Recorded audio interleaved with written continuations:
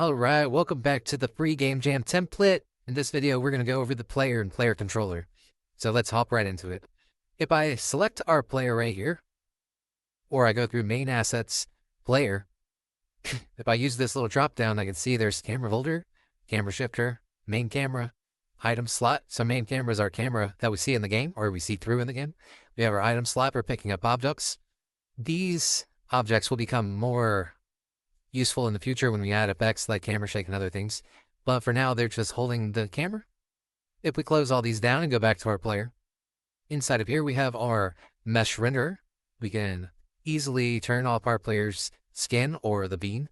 And then also inside of our player over here, we have our clothes. If we want to turn the clothes back on and see our clothes, we can do that right here. If you want to easily add more clothing to your player, you can do that right here. Just add it into this. And you can turn that off and on over here in the inspector. So if I uncheck this, you won't see those. And now back in our player, if we go down, we can turn off the mesh renderer. We can turn it back on if we want to see our player. We have our capsule collider for physics, and we have rigid body for calculating physics. So this is how we collide with things, and this is how the gravity and mass of everything ourselves is applied in the world. Below that, we have our player controller script, and below that, we have more things that I'm working on. Footstep sounds for adding texture-based footsteps and speed-based footsteps, and then we have our audio source for it. Also, energy system that I'm working on, and slope correction.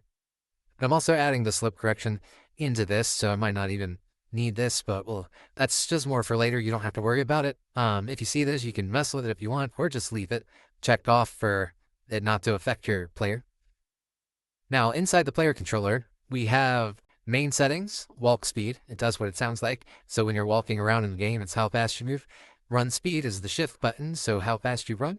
Jump is obvious. When you hit space, you jump, right? Boing. So when you jump, this is the height or the force behind the jump. Then your double jump. So if you jump when you're in the air, this is the force behind that. So you can change that setting for a higher or lower double jump. If you don't want a double jump, you can turn that off right here by unchecking this. And if you want your mouse look sensitivity or your look sensitivity to be higher, you just turn this up, and if you want it lower, you turn down. Now, slope limit, this is new. This is what I'm currently working on. I'll just explain it to you real quick. Here you can see a bunch of different slopes, right? They all have different angles. So this one is set at 35, and this one is set at 45. And just to demonstrate what the difference is, I'll go ahead and hit play. Now, when I'm in here and I go down this slope, right, it's very steep, so I naturally slide down it. And then if I try to climb it, I slide back down. Or if I run into it, I slide back down. Now, this one, I can walk up it, or I can run up it, but I don't actually slide down it, which is good. That's our goal. We want to be able to walk on surfaces that we can walk on and slide down surfaces that are too vertical. And that's how this works. Now, this other thing we have here is just for trying to fix part of the broken part here. So currently the slope limit is working, but the momentum is not being carried through. Like I want it to hit and keep going, or in best scenario, when it's something like this, you could like slide right off the edge, right? So the goal is to keep sliding when we have a lot of speed when we hit the ground for at least a little bit, or like a setting that controls that. So that's the goal of momentum settings. Now, another cool thing about this right now is you can jump up this, which is kind of cool. I don't know if I want to take that out or leave it, but currently the player can jump up vertical slopes, which is cool, I guess. I might leave it or make it an option, but for now I'm trying to work on the momentum of the slope. And yeah, we'll go from there once I get the momentum working properly. And let's go back into the options of the player. So you can see under our, if I could find it, where are we at? Slope settings, slope limit, slope momentum. That's what I'm trying to work on. It's not currently working. So momentum and friction are not currently working right now. So slope limit is what's working on limiting the player from being able to walk up a slope that's too vertical. Air control, that is exactly what it sounds like. If you want it on and off, you can check it on and off. And air control speed is how fast you move or how much control you have in the air. Now, crouch settings, that's the C button on the keyboard. It allows you to crouch right here if you turn that off and on. Crouch height, how far you crouch. Crouch speed and smooth speed. Speed is how fast you crouch, and smooth speed is how fast the camera moves. So if we want the camera to smoothly move, we set that setting here. Additional settings are gravity multiplier. If you don't have this on, it kind of feels floaty. So I add a gravity multiplier to make the player feel like they're really being pulled down, like gravity's actually working. Ground check, be careful messing with this. This affects your double jump and your ground detection. So if you increase this too far, you'll think that you're on the ground always, even when you're not. So you'll have a double jump active even when you're not actually resetting on the ground. And then your death height is right below that, your ground check. And this is a cool feature. It lets you set the height at which the player can fall in the world, which is good for if they fall off the map that you want them to respawn. It just respawns them based on the height. Now, another cool thing is below that we have our mouse lock. If you want the mouse to disappear, you check this on. So when I click into the game and my mouse disappears, so I can run around, that's right there. Now, camera holder, you don't need to worry about. That's just over here, and it's referencing it for our player to be able to use properly. But below that, we have our distance, height, and smooth, max pitch, and min pitch. These are very important for setting up different styles of games. So just to give you an idea, if we go into play mode, I'll show you a little bit about how to set up different types of games. Here we're in first person, we can move around. If we Alt-Tab to move our mouse outside of the screen and look at these settings, if I increase this, we'll go into third person. So that's cool because now we have third person and we can walk around, work like a third person object, right? Now, if we want to go far back, we can do this and just increase that. And I might add a control for this to be more like Roblox. So we can go first person and then we can push back and go third person and first person. That would be kind of cool. It's not how I have it set right now, but maybe in the future I'll add that ability. And then we can just look around and walk around. Now, if we want to change the actual smooth speed of our camera, we can right here, but I like the way it feels at 0.125. Camera height doesn't do anything right now. I have to work on that. But it's basically the height at which the camera focuses on, so up and down. Max pitch and min pitch. So you'll notice if I try to go over my player right here, I stop. That's the maximum and the minimum pitch. So it won't let me go over the player, which is good. Now, these need to be changed if you're trying to do a top-down, and I'll show you that in a second.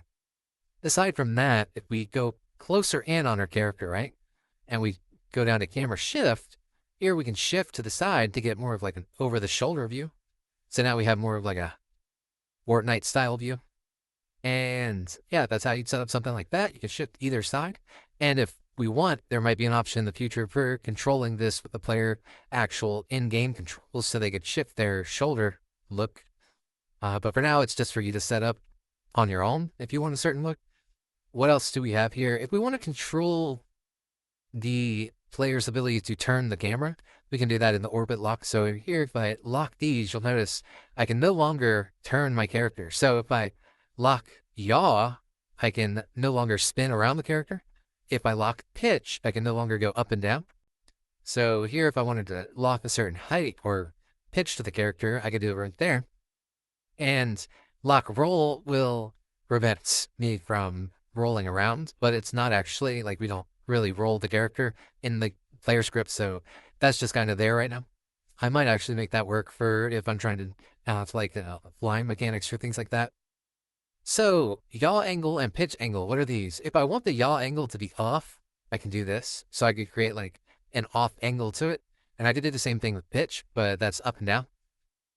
And there's a reason for this. So if we can't move like this and we want our angle to be slight, like we want to see slightly in front of our character where we're going, we could change this angle to see higher. And then we could change this angle to see around our player a little bit. So then it's like an infinite runner this way. But we would see kind of in front of our player. Or we could set these to 0, and we'll see this other thing here we can do, which is cool. So what we do here is now we have it locked in place, right? And based on our camera distance, it's how far back we are. And we could actually lock our player's Z, so we can no longer go forward and back, but now we can go left and right like a platformer. So we got that, and we can create a platformer if we wanted. And we could go forward and back. Now, if I wanted to create an infinite runner based in these axes, all I'd have to do is change my yaw angle, and now I could only go forward and back with this. So that's one cool thing you can do there. And then you could also make it auto run. So if you made an auto run, the character will automatically try to run, but it has to be not actually running into the Z. I actually need to fix this where we have a choice of what axes we're running on. So once I put it where there's 3 options here, you'll be able to choose which axes you're auto running on. But for now, it just auto run does work. It just only works in one axis. So if we did 90 here, we're now behind the player, and we can pretty much run forward and back, and we could create an auto running script where our character would automatically run through a level, and we could change the pitch angle here if we wanted to see above them, and we could change what we want to get what we want out of it.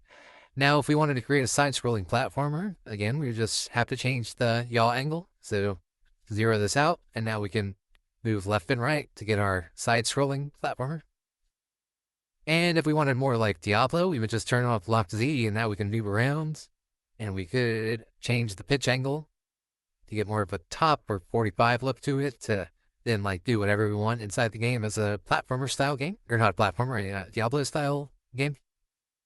And then what else? We could also do top down by going and increasing this to our pitch, max pitch to 90. And then we increase this to 90, and now we're top down, giving us the ability to walk around and move top down style. So that's a cool thing with that. So yeah, that's kind of how you approach the player controller. And then I like to change and mess with settings while in play mode, so that way I don't actually break anything.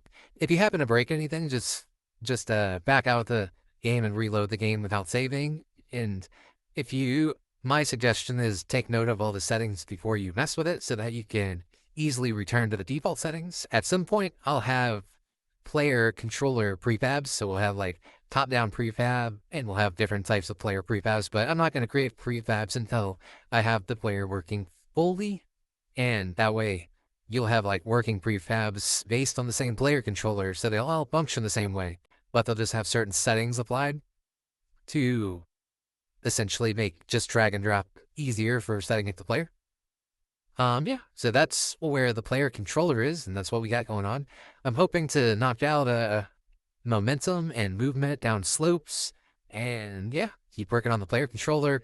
Gotta fix a few things that just jumped out at me, like the camera height and the auto run. I need to have which axes we're running on, but yeah, that's the goal. The goal is to kind of create a template that allows us to quickly make different types of games and start just like jumping into game jams, and so people can have fun and not have to worry about the base setup of everything. This is my way of setting it up. There's lots of ways to do it, but that's up to you. This is just how I like to do it. So there's no, if you're doing it a different way, you're right to just, you want to use this asset. This is how I like to do it.